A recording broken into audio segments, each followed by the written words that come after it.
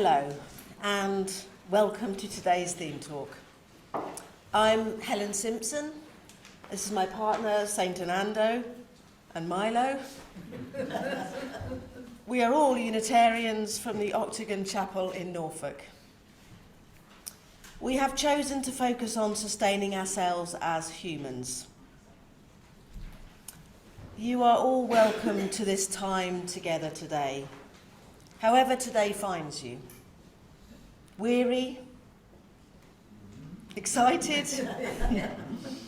Weary and excited? We're over halfway through now, not the talk.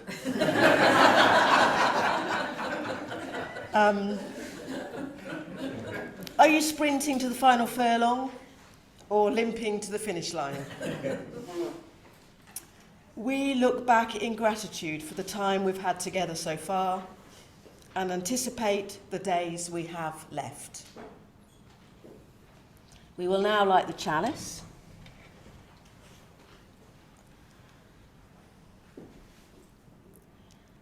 As we come to this gentle time together, may this light sustain us, away from the world that tells us to do more, to be more, to have more. Just for today, may this flame remind us that we are enough, we do enough, and we have enough. So, the children's story is a modern adaptation of The Tortoise and the Hare.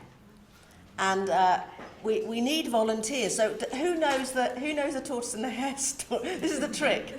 Who knows So what we need is we need a fox who's kind of keen on rules.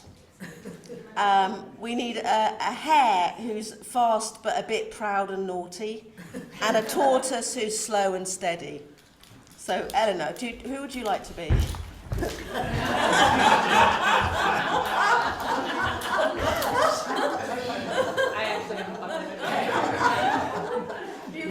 Anybody else? Tortoise? Ivy will be something. Yes? Well, who would you like to be? Ivy would like to be a fox. A fox? You're keen on the rules, are you? She loves rules. Oh. So we're all going to start over this side. So we just need a slow and steady tortoise. Oh, sorry. There we are. So we're all going to start over this way. Now it's kind of improv. So we have animals, children, and improv. So nothing can go wrong. So I'm gonna let you just kind of decide what you think is going to happen according to what the story is. But we'll see what happens anyway. So a hare was making fun of the tortoise one day for being slow. just for the camera, it might be good to stay up. Yeah. Do you ever get anywhere? He asked with a mocking laugh. Yes, replied the tortoise, and I get there sooner than you think. I'll run you a race and prove it. The hare was much amused at the idea of running a race with the tortoise. But for the fun of the thing, he agreed. So the fox, who had consented to act as judge, marked the distance and started the runners off. So you so you could start them off, and then I think we're going to have the end of the race around here, just for the camera. So Fox, if you come, so you're marking the finish line. Yeah, so Lily, I'm sorry, you come and stand here, that's it, brilliant. Thank you so much. Right.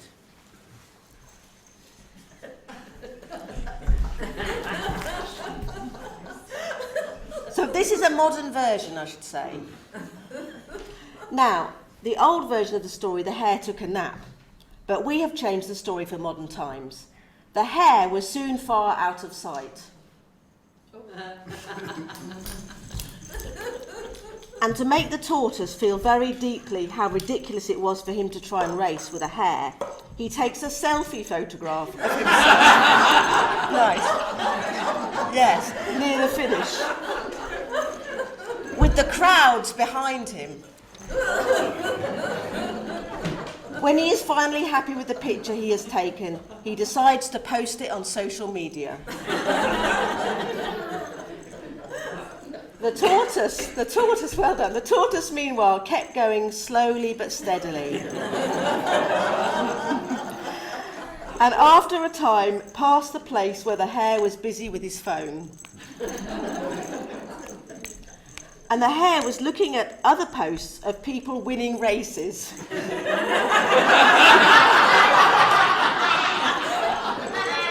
And comparing the crowd size, his crowd to other crowd sizes. And when he did look up, the tortoise was near the goal.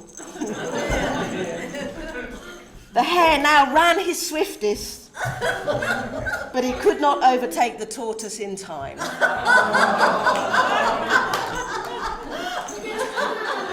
Thank you. A big round of applause.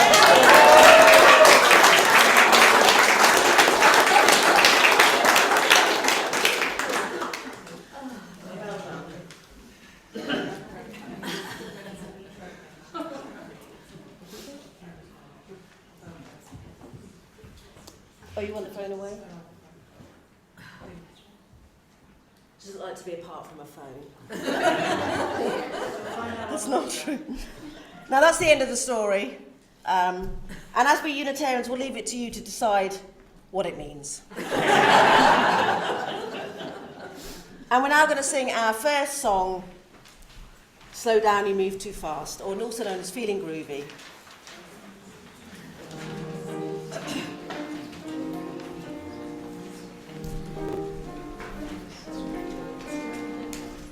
Slow down, you move too fast. You got to make the morning last. Just kicking down the cobblestones, looking for fun and feeling groovy. Da da da da da da da. Flowers growing. Ain't you got no rhymes for me? Do-do-do-do, feeling groovy. Da-da-da-da-da-da, feeling groovy. These to do, no promises to sleep. Let the morning time drop all their petals on me. Life, I love you, feeling groovy.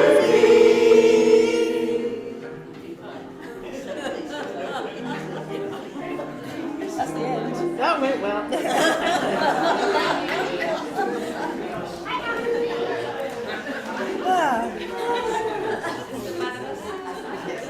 We practiced everything but the song.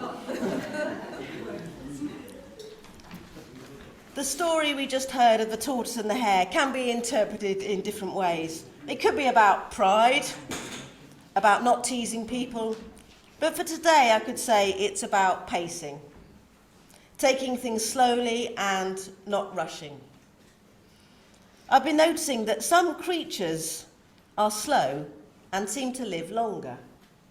I don't have loads of examples, but tortoise is one, but also oaks grow very slowly and live long. Myself and Saint both have illnesses that meant that we have to make adjustments to our lives. More specifically, we have fatigue. Mine, due to multiple sclerosis, and hers, well, I'll let her tell you more about that. So how do you live a full life when you can only do one thing a day? How do you rest when there's so much to do? My talk is about the spiritual lessons I've learned from having a chronic illness. Slight spoiler, it took me a long time. So let me begin with the question, how do we sustain ourselves? So sustainability is kind of a bit of a buzzword, isn't it? And other words that I've heard similar are future-proofing. And around the same time as sustainability became a thing, there also seemed to be the phrase going forward, which I hate, but use a lot. And one of the problems with thinking about future-proofing is that we don't actually know what the future holds. For instance, we could look at the number of Unitarians decreasing, and we might decide that over time it's gradually going to get less and less until we have no Unitarians. But we don't know that. It might just be a blip. I was talking to a 90-year-old member of our chapel who told me that in the 60s there were a handful of mostly elderly people at the Octagon in Norfolk. And we might have predicted at that time that the Octagon would be closed by the 80s. But we now have a good 20 to 30 each week, with many that attend regularly but not every week, which seems to be a thing now. Perhaps Unitarianism might take a different form in the future. Perhaps online. Perhaps in coffee houses. Maybe it will be more like Jane's Heart and Soul. Maybe more like a show that you sing along to. But back to how we sustain ourselves as individuals. I notice a lot of people want to future-proof themselves. One of the ways of doing this is by making yourself look younger on social media. Which obviously doesn't actually make you live longer or even look younger in real life. It might make you feel like you look younger. Myself and Saint had an app that she had a phone ages ago, and we didn't realise, but it automatically beautified you. And as soon as we realised this, we were shocked and immediately took the app off. Then we were horrified by how we actually looked in the photograph. I think we decided to just have it on a little bit. And I can remember someone saying to me, "Don't you want to look younger?" when I was in my late 30s. And it hadn't really occurred to me that that should be a thing. But what are the advantages of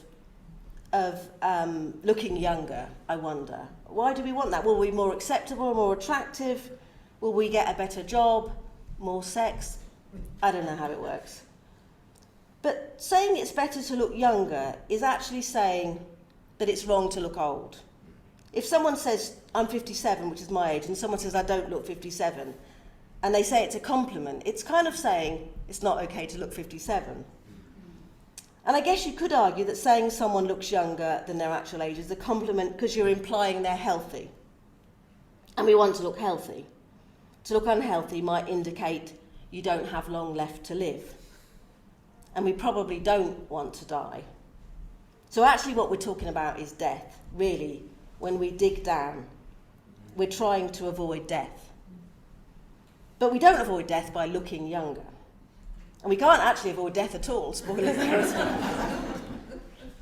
A couple of years ago, I had an interesting conversation with God.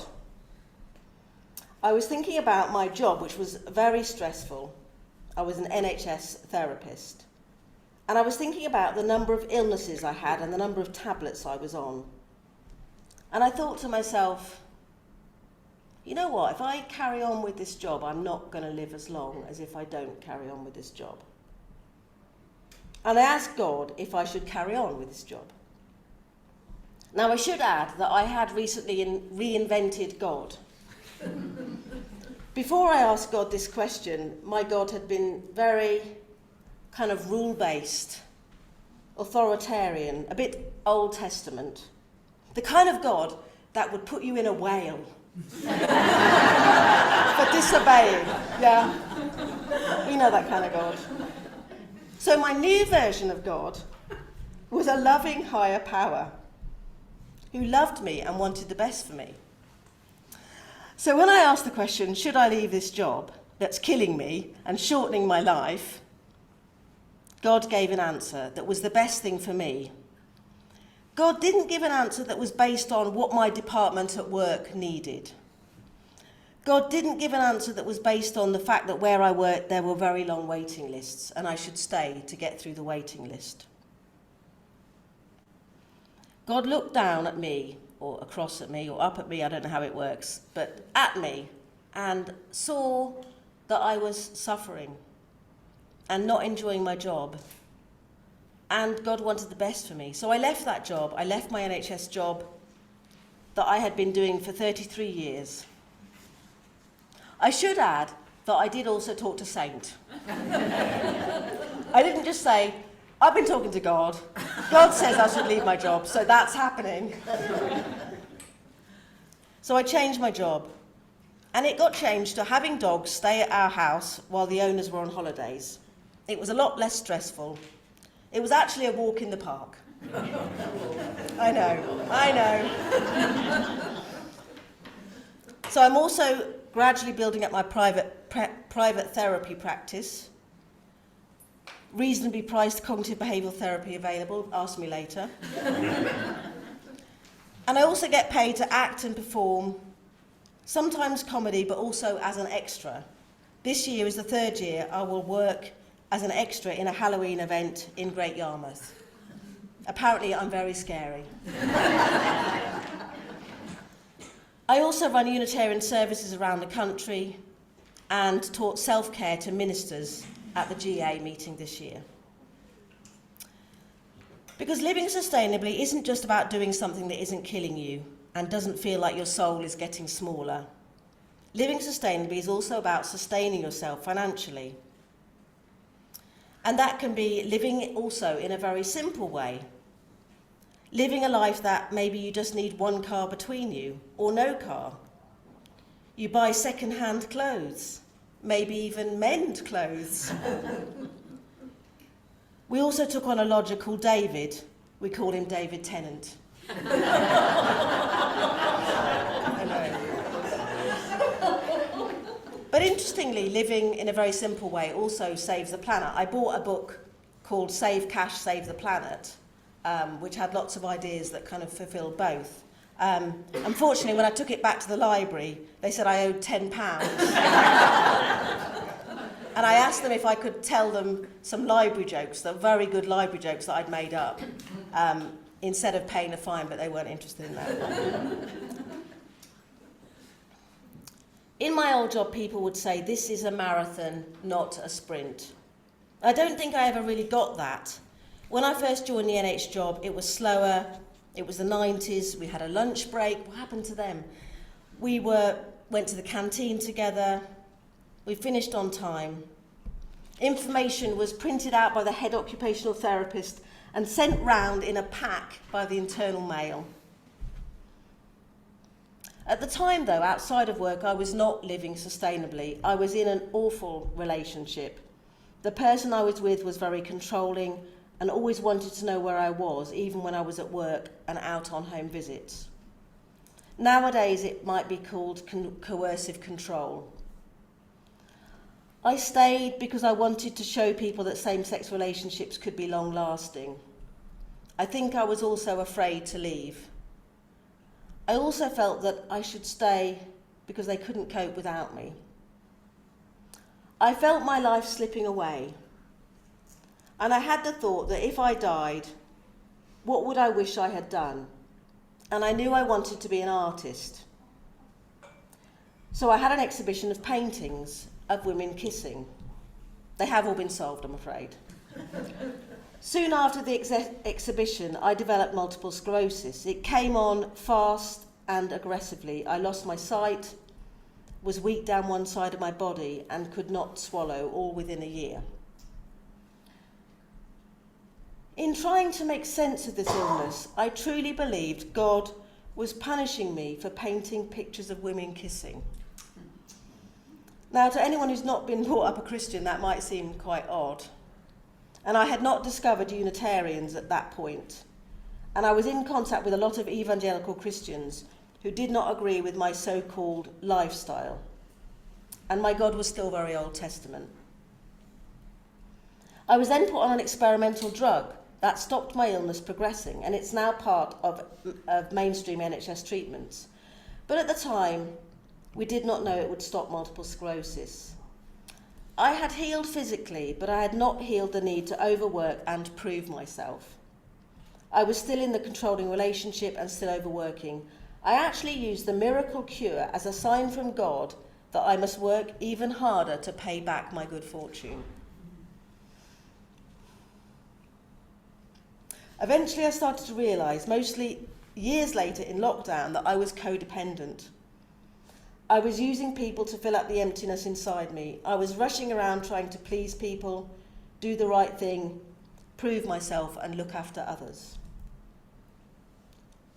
To be a bit like Jesus, which is a tough call. I think even Jesus found it demanding. Part of my recovery was to learn about how Jesus looked after himself.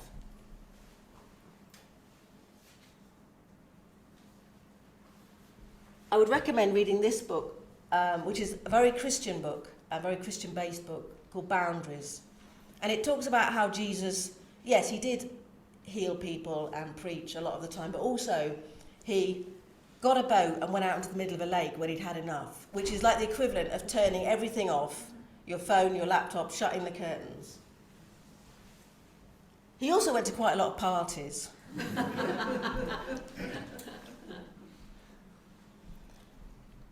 But not all of this pressure comes from within. One of the problems that we have with the human race is that we're so influenced by media and commerce. We don't take photographs of people not doing anything. The photographs we take of things happening, often very quickly. The average TikTok video is about 12 seconds. Film shots, which is the image on a film before it changes to a different image, have also changed. A psychologist from Cornell University called Cutting has been studying changes in films over time. In the 1930s, a film shot was 12 seconds. Any guesses what it is now, the average film shot? 2.5, yeah, very good guess, yeah. So everything is speeded up. I don't think humans are really designed for the speediness. I'm not saying that speed is always bad. Moving fast is not essentially bad, especially in the Olympics. But just the speed at which we do things perhaps does not need to be so fast. If you look at indigenous people who are not based around a financial system of capitalism, they spend a lot of time resting. And we malign that. They only take what they need, so after hunting and preparing food, you would sit and rest. Even in lockdown, when I was just frankly petrified and didn't want to die, the main thing, what did I actually do? I re-landscaped my garden. Now, I don't regret that, but it's interesting how on the news there was that man walking up and down his garden on a walking frame. And I remember shouting at the radio, "Just sit down." The whole concept of time and dividing the day up into timetables, getting up at a certain time, it's not a natural state of affairs. It's designed around commerce. Even the humble biscuit, and I love biscuits, I won't have a word said against them, but they are designed specifically for people to be able to eat without taking a long break.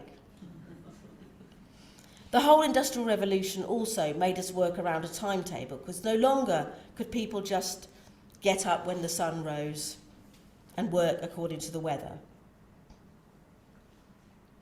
I can remember my dad trying to get us out of bed and saying that we'll never get a job if we can't get up by a certain time. I remember getting a school uniform and being really pleased with it. I loved having a timetable. I loved finding out new facts. I loved the structure of the day. But in many ways, it was getting me ready for a world where I would work for someone for several hours a day, 5 days a week, most of the year. And in some ways, if you think about it, it is quite an odd thing to do. Sit in rows with people you don't know, wearing the same clothes. You go to work, you do the same thing. Wear a uniform, sit in an office 5 days a week. Now, I don't think that I didn't at the time think it was strange until I gave up work. And then I started to think to myself, what is going on here? And I kind of imagine, I don't know, obviously we're Unitarians, we all believe different things, but I believe in a creative force. And in the Bible it talks about creation being 7 days. But if you actually condense creation down into 7 days, humans appear in the last quarter of a second. So we're very much the new kids on the block. And so I did have this moment where I kind of imagined God creating humans and then getting distracted by like a fallen angel or something. And then looking back and going, oh my God, I don't think it's oh my God. Whoa, you know, like seeing 9 billion people and everything that we've achieved, is that the right word? And just saying, that's not how I thought it was going to turn out. Really not.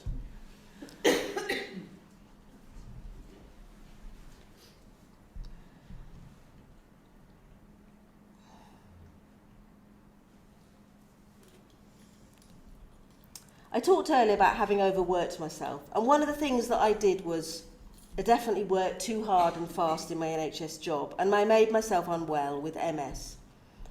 And one of the things that happens in multiple sclerosis is that you get fatigue, which means that there's a lot less things that you can do in one day than you might normally. And pretty much the only treatment for fatigue is something called pacing, which is not a treatment, it's a management. And it's a way of working around fatigue. So what happens with pacing is that you check in with your body at any given moment to see how tired you're feeling. And then you decide what to do. Now that sounds really simple. You check in with your body, notice if you're tired, and then rest. Very simple. But it's a bit like when someone describes meditation. You sit and notice your breath. Sounds really simple, doesn't it? But we all know anyone who's meditated. It's simple but difficult. So, in the story of the tortoise and the hare is very much like the bust and boom of humans who overdo it. In the original story, he ran and then he slept. So imagine the bust and boom would be sleeping for several days, having overdone it. Now, as someone who was taught to completely disregard all of her emotions and bodily feelings, noticing that you are tired is a massive feat. Just to stop for a moment and say, right now, I feel tired. And the next thing you have to do is accept that that is the state of affairs, that you can't just push through it. And the next thing you have to do is accept that you need to stop what you're doing. And it can wait and be left undone. And your mind might say, it won't take long, I'll just finish this thing off. You can't leave a job halfway through. Or maybe you've been invited somewhere and then you might think, I'm going to have to text that person, and they might feel let down. They might not ever invite me to a thing again. I might be seen as untrustworthy or unreliable. I'll be seen as less than. So I've also had to work out the difference between fatigue and depression. And they can feel a bit similar, a heaviness, a slowness. But I can feel the difference now. And depression is kind of almost the opposite of fatigue in that it requires you to get up and move about, maybe clean the kitchen, phone a friend. I need to activate myself to do something that needs doing or something that is pleasurable.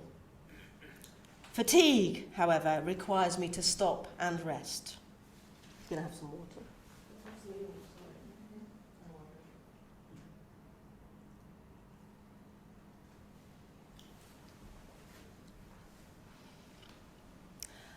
I have also decided to remove from my life some of the things that, how can I put it, vex me. I spend a lot less time with certain people that felt they were draining my spirit. And that's not necessarily easy because you might be in a situation where you need to regularly meet these people. But it is possible to spend less time with certain people. It might be that you set boundaries. For example, saying no to someone who's making a lot of requests of you. It might be not being in a certain place where that person is or engaging with different people in that room where they are. It might be, dare I say it, coming off a committee. I know. It's the most controversial thing I've said so far.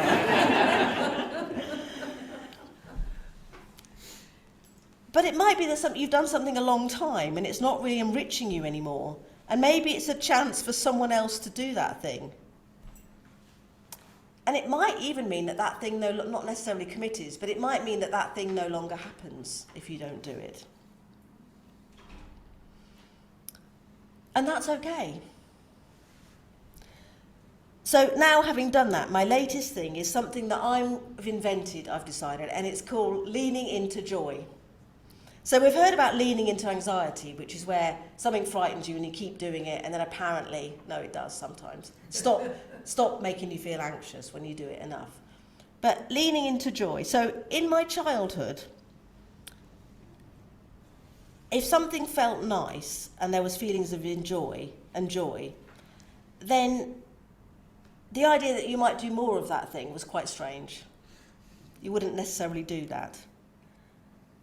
So it's quite astounding for me to think that you might think, I enjoy doing this thing, I'm going to do more of it.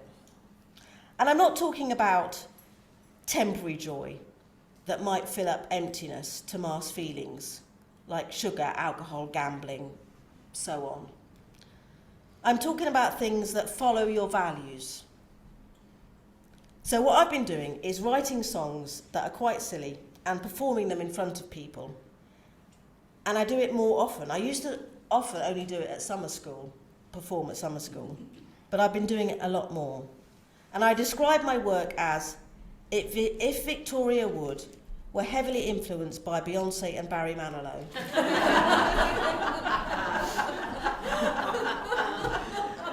And I find it deeply healing because it has helped me move on from my difficult relationship with the Church of England.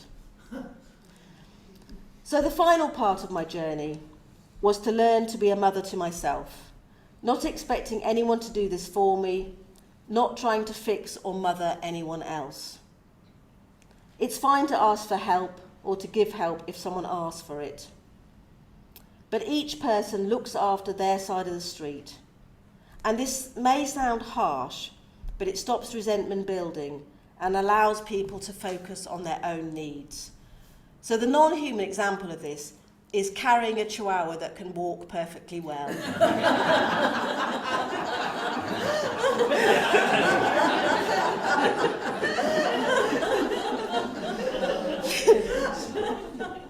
Zane didn't know I was going to say that. So. I just got the baby settled.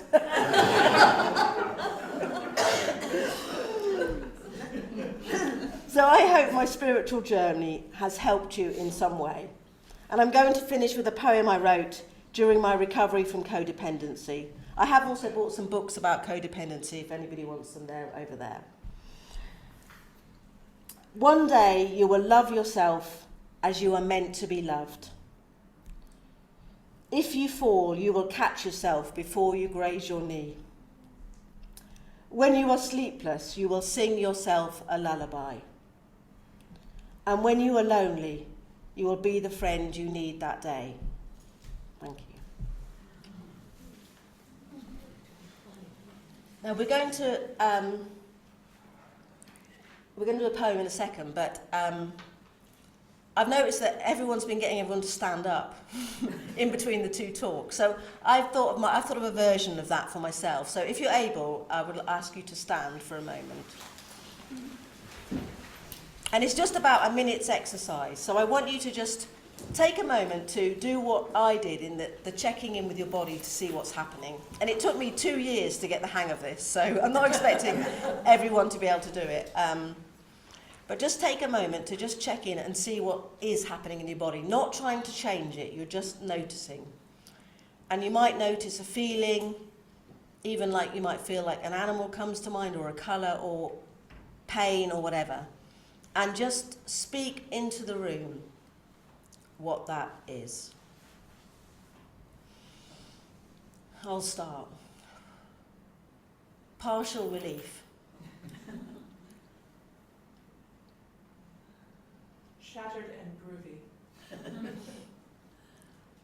We will wobble, but I'm not going to fall down. Blue.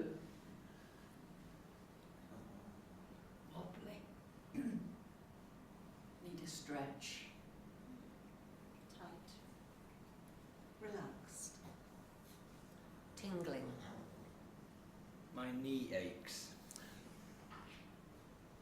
Need a wee.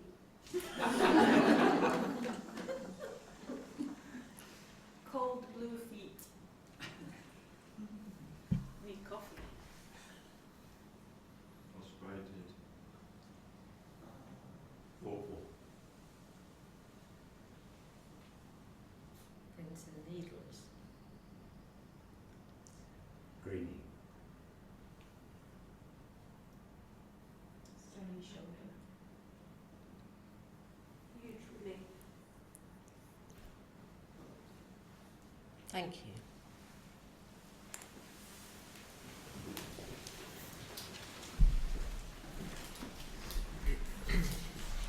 We're going to read a poem from this book, which I would recommend. Benedict. Some people are nodding. Oh yes, it's the Unitarian Bible.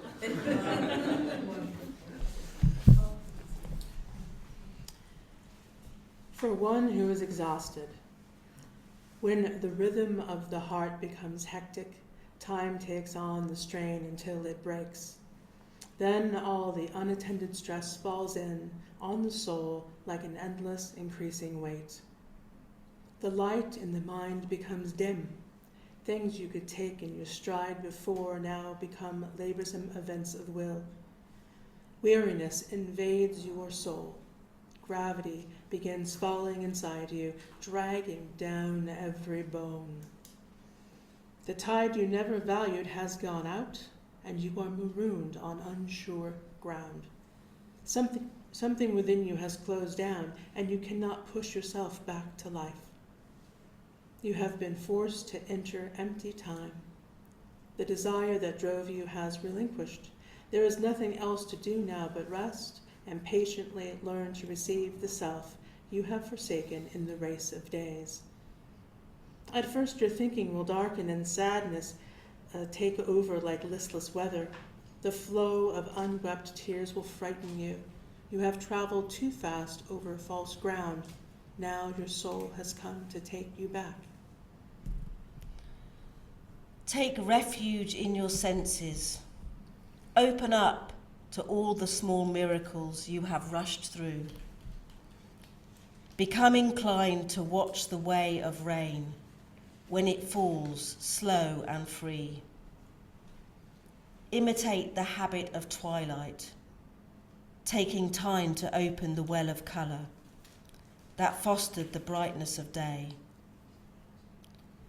Draw alongside the silence of stone until its calmness can claim you.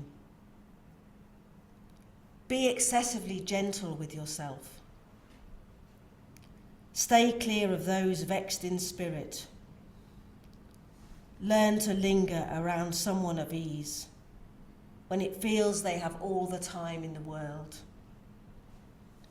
Gradually you will return to yourself, having learned a new respect for your heart and the joy that dwells deep within slow time.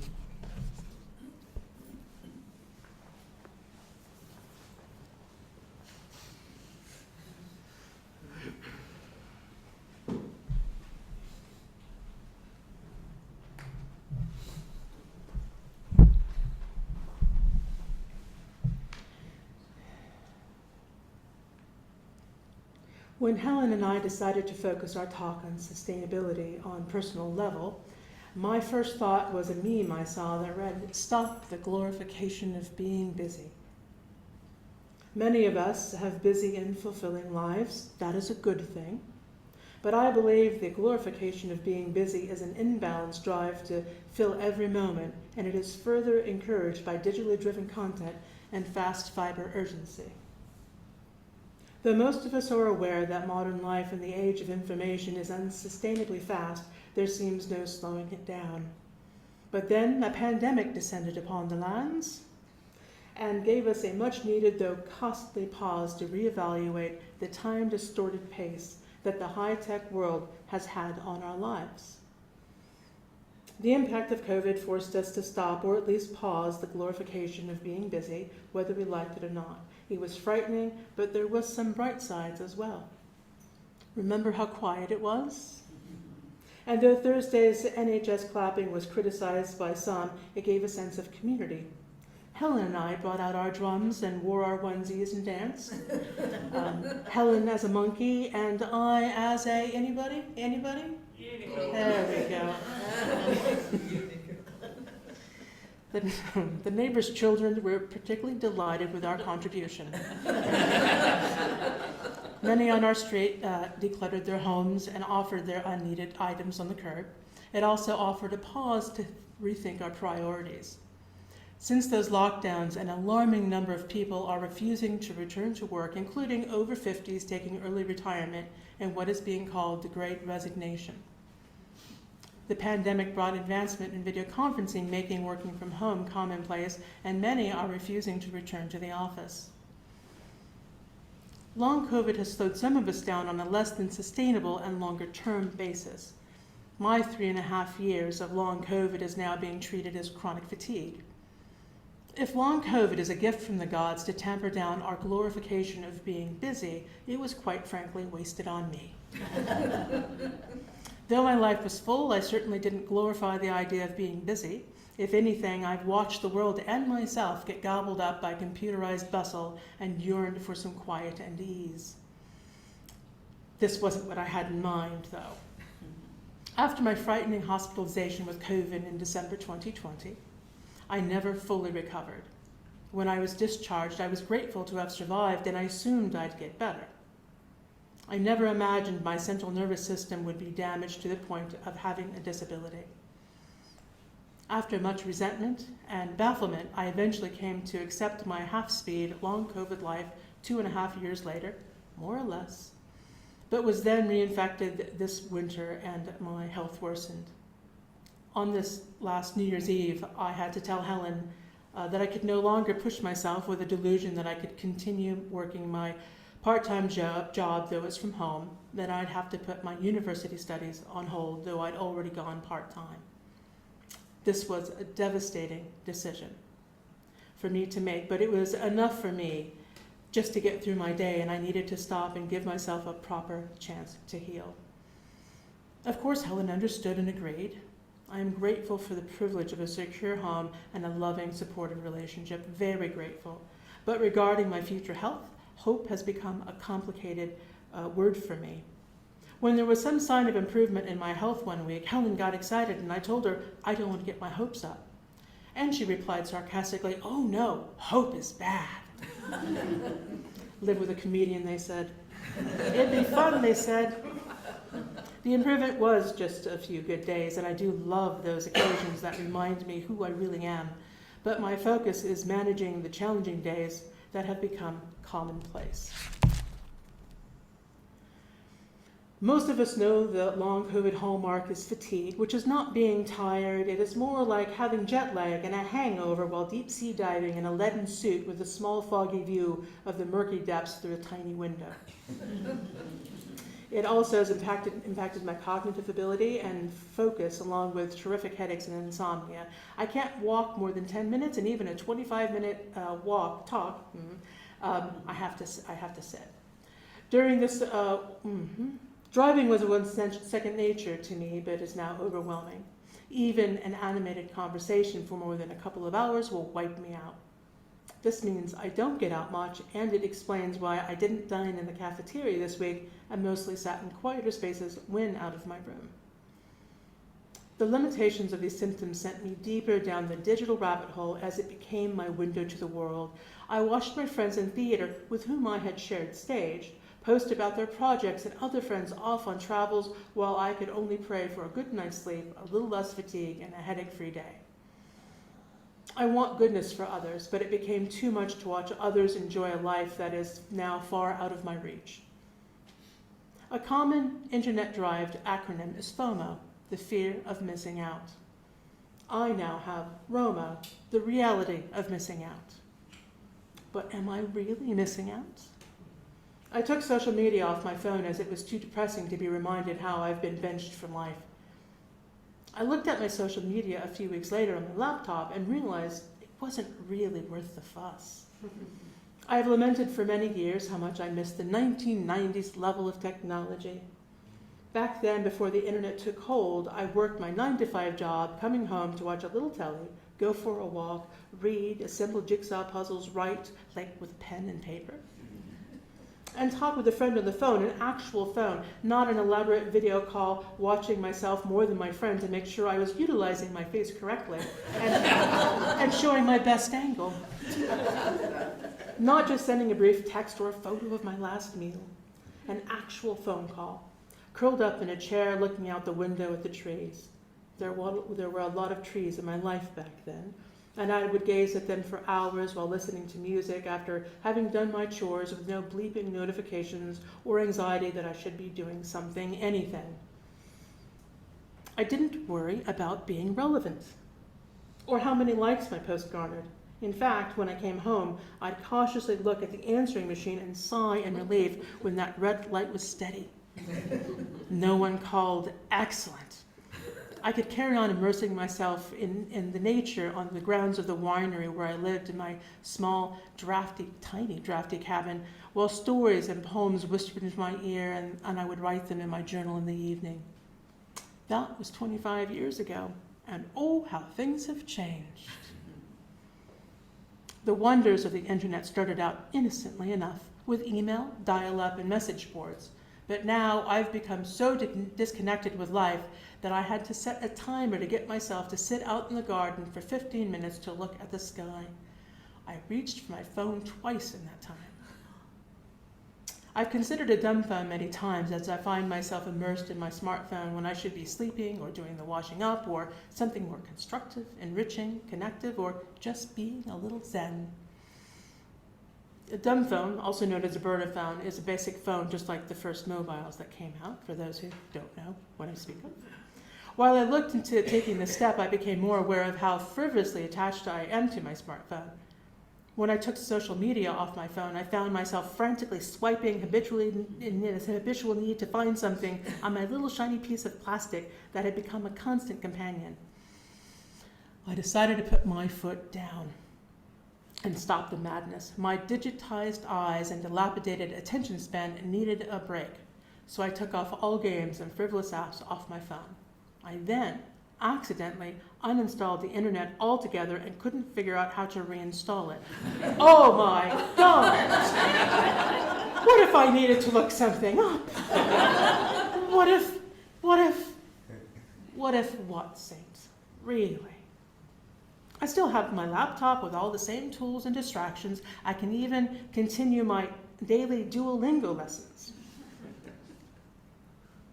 Even though the laptop is portable, it is too big for my pocket and too cumbersome to take to bed. So it's a good start. I will confess, though, that while Helen and I were chatting about an internet meme after I had dumbed down my phone, I asked her for her phone to look it up. The look on her face was notably judgy.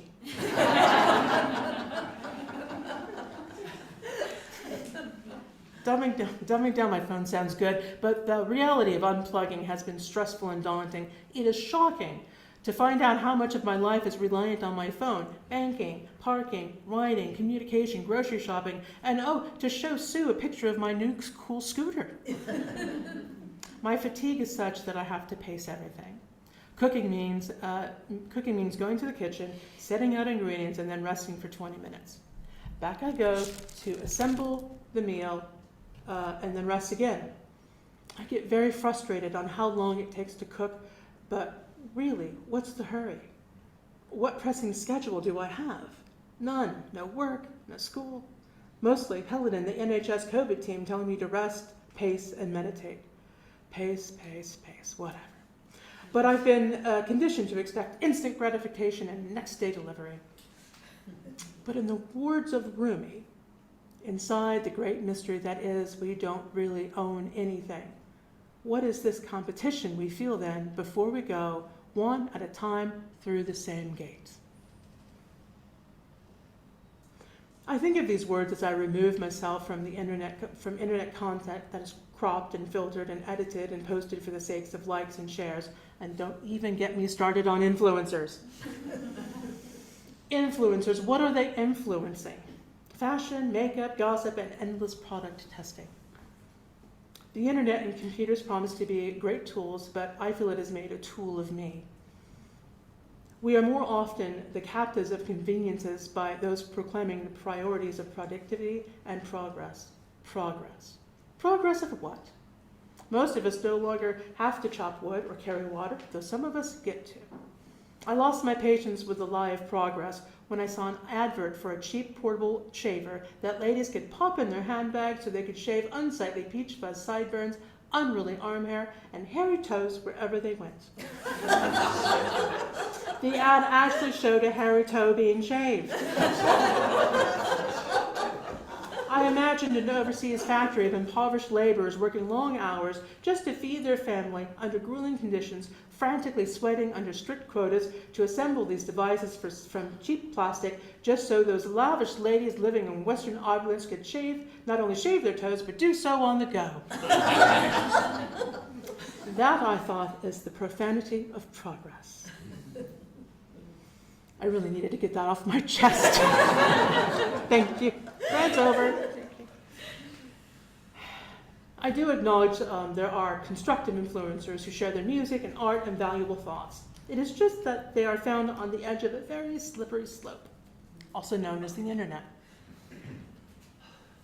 I am curious, though, if given an attentive audience, how would you want to influence them? What would you want to give to the world? And I invite you to write your answer on your little slips of paper if you like, or tell me later, because I really am truly intrigued. My revered influencer is Dr. Jane Goodall. Dame Goodall, as you may well know, is an English zoologist, primatologist, and anthropologist. She is considered the world's foremost expert on chimpanzees. There is a passage I hold dear from her 1999 book, A Reason for Hope. Yeah, you heard me. Hope. In her book, she writes of her conservation work that feeds her soul, protects wildlife, and educates the world. When it is time for her to stop and replenish, she looks to return to a national park in Tanzania, where she had spent her career researching its chimpanzees.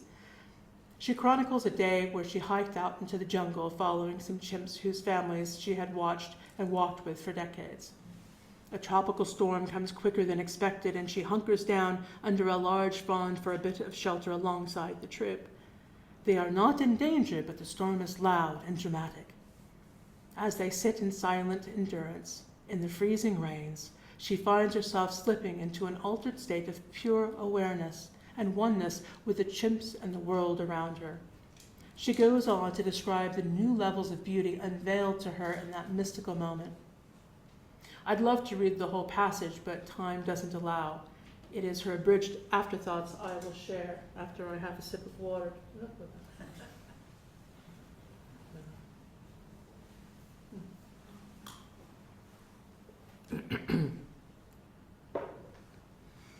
Later, as I sat by my little fire cooking my dinner of beans, tomatoes, and an egg, I was still lost in the wonder of my experience.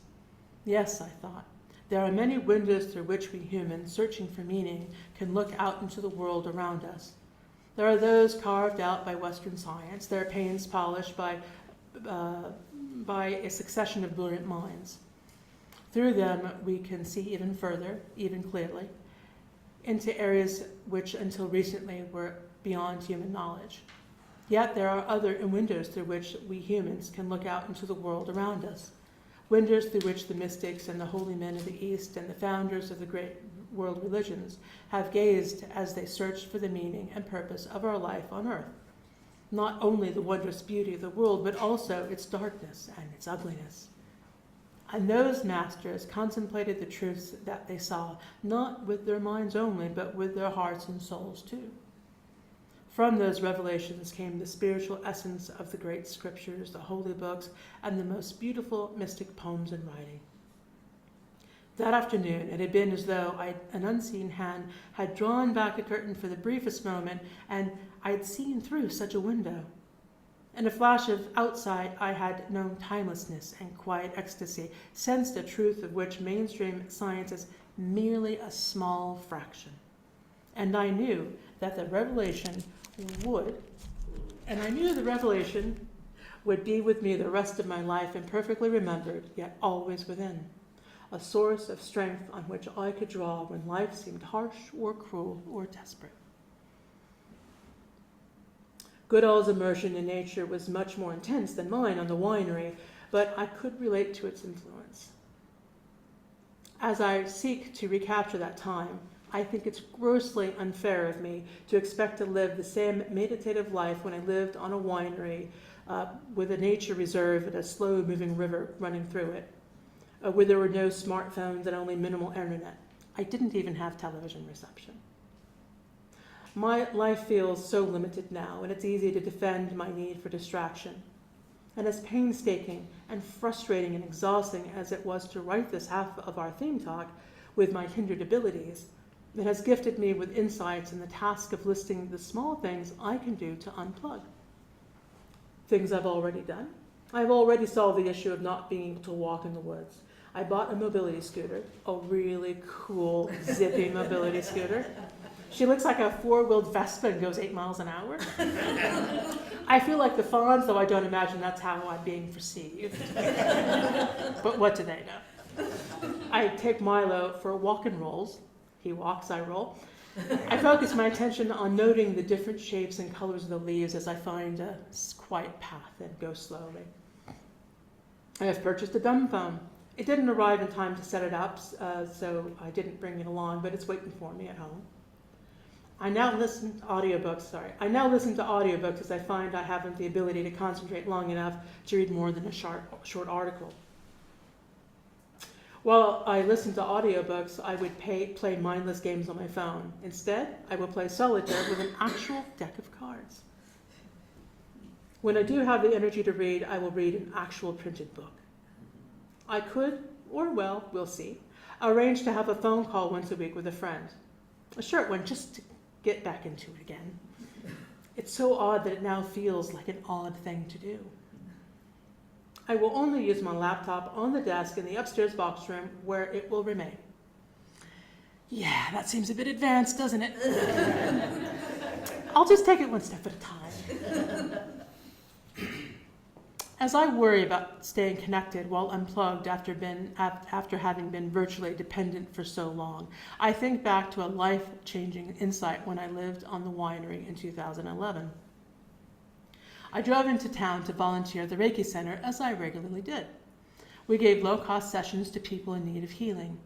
We only offered Reiki to our clients, but my Reiki mates also wanted to realign my chakras and spoke of the fine people in the Pleiades star system exploding healing bombs around the Earth on an adjacent plane. Very thoughtful of them, I thought. One of my closer friends there wanted to use multi-dimensional vortexes to manifest a Martian walk into my hand. I was happy to play along, but I pulled my hand back soon into the exercise because I was worried it might actually happen. What if it exploded? Would the pressure change? What if we could actually do it? I don't think my meager grip on reality could withstand such a blow. More so, I wondered if we could do that, what else could we do? I was not up to dealing with that kind of responsibility. This is an accurate account of my merry band of Reiki mates, and it's important to note as I recount coming into the center at 10 a.m. on a Tuesday morning in September, having not seen TV or listened to the radio, and then told by them that the United States was under attack. Well, as you might imagine, I was dubious to say the least. I wondered from what dimension the attack was coming from. But then they spoke of airplanes and the Twin Towers. They had my attention.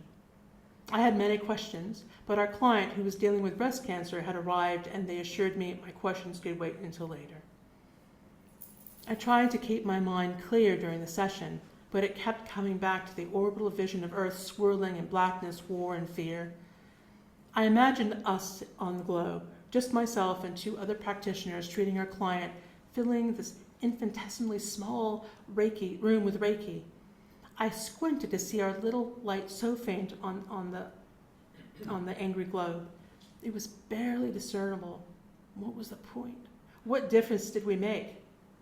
But then I kept watching, and I saw another light as someone lit a candle for peace, and a brighter light as others gathered in prayer. More little lights flickered on as my attention shifted to all the little acts of kindness and care that humans consistently return to regardless of our fears that they won't. As those little lights made the difference, ours was one of them, and our simple act of healing in the midst of a historical terrorist attack on our country was not so insignificant after all. What influence do most of us really have other than to shine our little lights? We are the influencers no matter how many likes we garner or videos we post. I'd rather be a humble, uncredited little light amongst the flickering sea of goodness illuminating a darkened world rather than another like and subscribe that has no soul. Regardless of our speed, the earth spins no faster. The seasons beckon me to return to the rhythms of the unplugged natural world while it is still inhabitable. I can only hope, there's that word again, that my little acts of kindness and poetic words will influence others to join me on my endeavor to return to that unplugged world. And finally, here's an untitled poem I wrote during the transformative time in my tiny cabin on that winery. It is not sorrow I feel, it is a sighing ache of wistful compassion. It is not terror I feel, it is the grief and letting go of pseudo-control. It is accepting my mortal inability to change the cycle of love and hate, the cycle of war and peace, the endless complexities spiraling existence which only the Godhead can lead. Somewhere in the Milky Way galaxy shines a star with 9 planets, 1 rotating on its side, 3 with rings. If you go to the 3rd from the center, buried deep in the mist, you will hear an insignificant beat. Though seemingly nothing, she is alive in a universe of explosions. She creates worlds and events.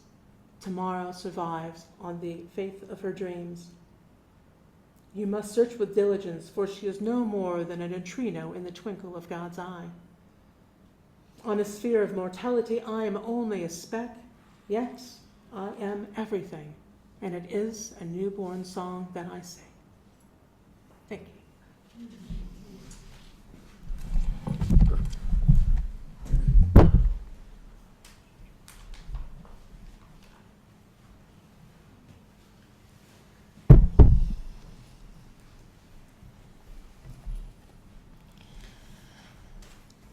We'll now have a short silence followed by a chant in Navajo for Mother Earth. And then during the chant, I invite you to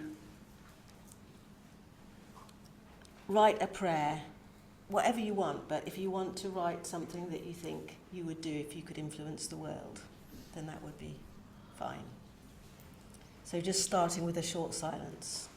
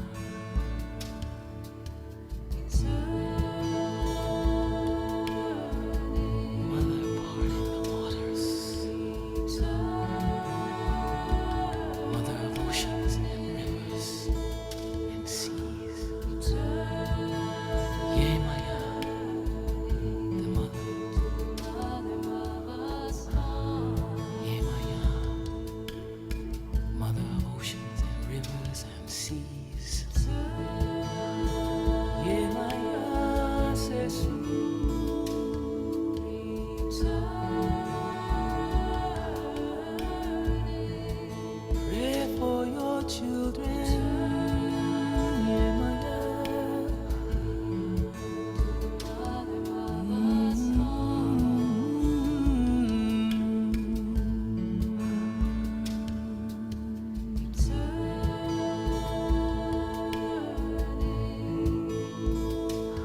Devotion we sing to you, our mother goddess.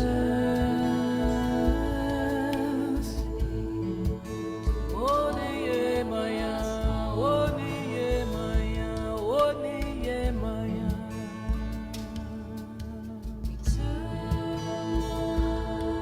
Oniye Maya, Oniye Maya.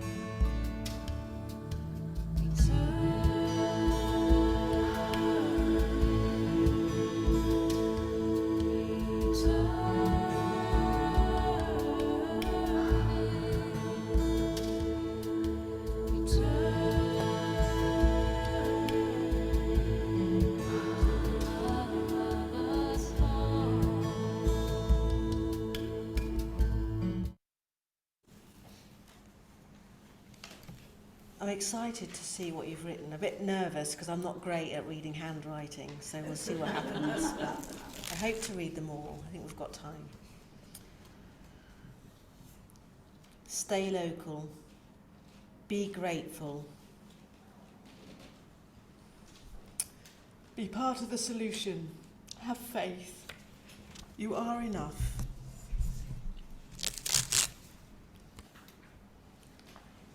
Important, give things your finest attention and ignore distractions. Yeah? Find and share joy. I ask that my hopes and fears I hold deep within are addressed in whatever way God feels fit to do.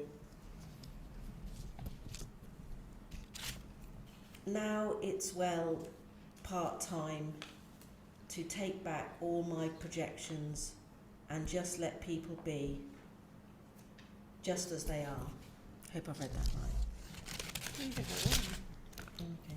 Influence others to think about their ecological and spiritual interactions with love. Are you giving me this because the writing's hard to read? Yeah. Okay. True. May everyone know at least once the pleasure of working on the... Does anyone who's done that want to know? Finish it It off. was me walking in the wind and the rain. It's just the Oh, simple that's pleasures. nice. Oh, lovely, Beautiful. yes. So I'll say it properly. May everyone know at least once the pleasure of walking in the wind and rain. We did get most of it. Appreciate the tortoise. Have and the fox? What? Hare and fox, sorry. That's my, appreciate the tortoise, hare, and fox. Without all of them, there would be no lesson. I pray I can be kind and take time to appreciate the world around me. In the silence, see each other's pain reflected in their eyes. In the silence, send them love from yours. If I could influence the world, I'd encourage us all to work together for economic equality. Stop. Listen. Learn.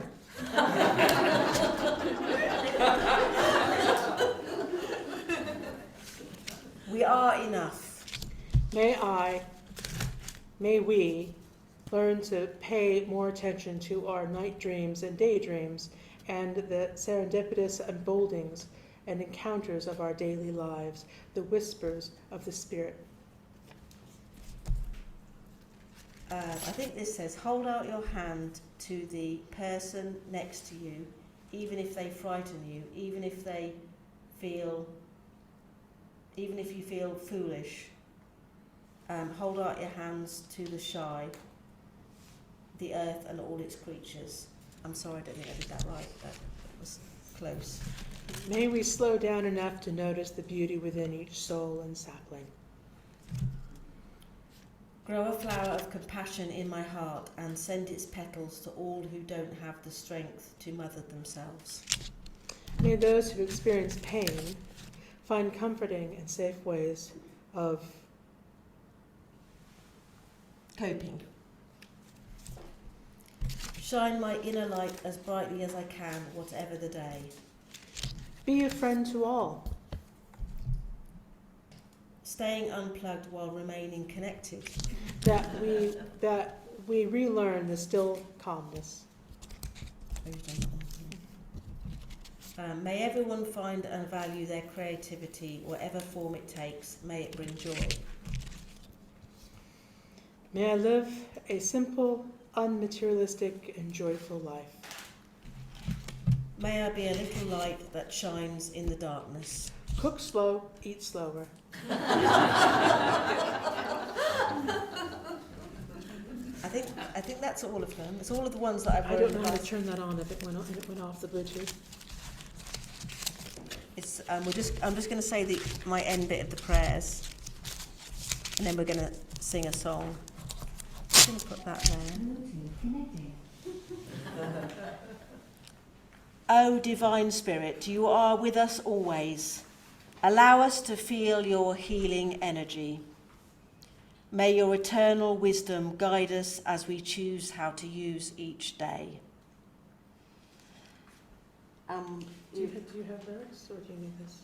I need that. Okay. Yeah, so we're now going to sing the song on the other side of your sheet, which you probably don't know. You might know it better than the one we sang earlier, but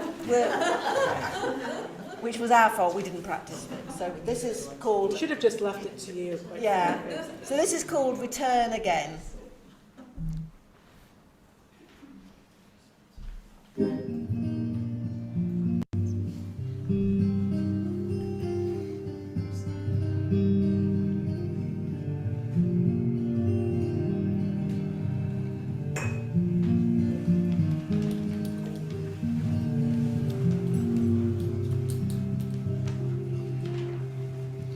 Return again, return again, return to the land of your soul. Return again, return again, return to the land of your soul. Return to what you are, return to who you are, return to where you are, born and reborn again.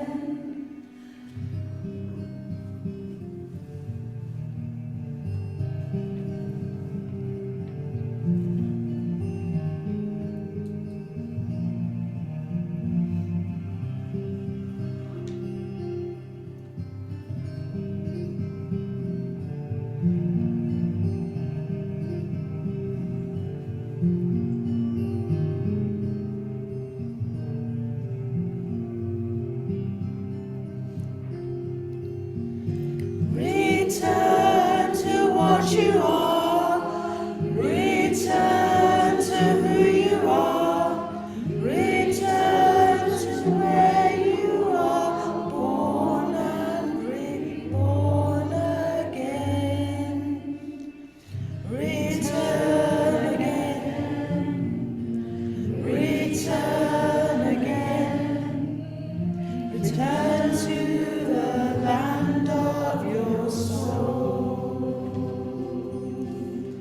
Return again, return Return again, return to the land of your soul. Return to what you are, return to who you are, return to where you are, born and reborn again. Return again, return again, return to the land of your soul.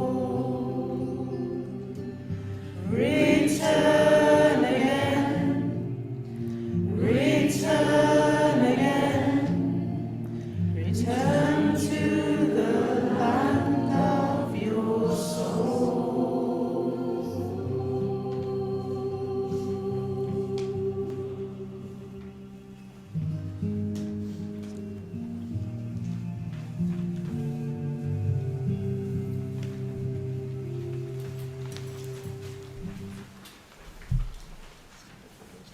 Can you